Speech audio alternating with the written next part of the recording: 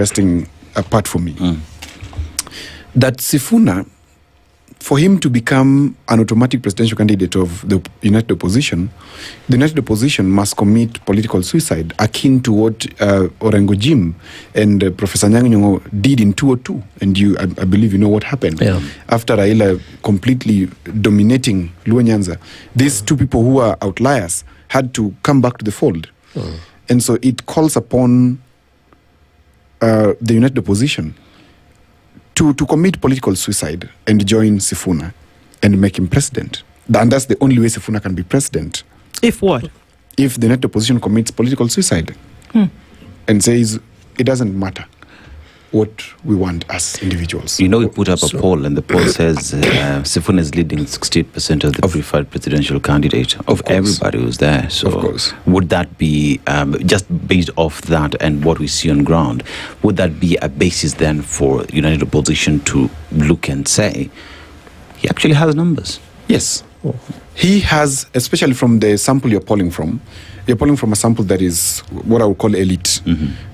Because, the middle class, they have access to internet, they're watching SpiceFM every morning, they're enlightened. And they love SpiceFM. And of course, they love SpiceFM. They're spicing up their lives. They're spicing up their lives every morning. So that's a very select sample size. If you expand the sample size and also include the other demographics. But the people who attend Sifuna rallies are not the people that you are referring to. That is true. They could be the ones who voted the 68. That is very true. And that's what I'm saying. That if we expand the sample size, we could get a more accurate result. And I'm not saying that Sifuna is not popular. I'm saying he is.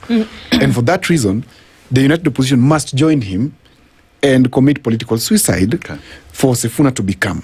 So you're saying without the essential dropping of all that they aspire to and joining Sifuna, that there's no way that Sifuna, if he actually opens his mouth and says, now I want to be president, until he does that, you can't really be sure. Secondly, are you saying that the only way he can be president is everybody collapses their political ambitions and then joins him? That is very true. That's what I'm saying. Why? Because of this.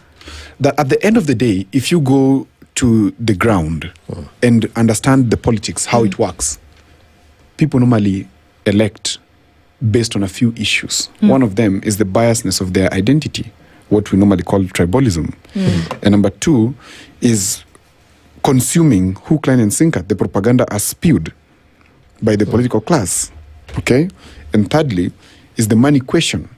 Okay? So that's what I'm basically saying is narrative, control, you having the emotions on the side, you having logistics, and then finally you are able to mobilize to the station, to the polling stations.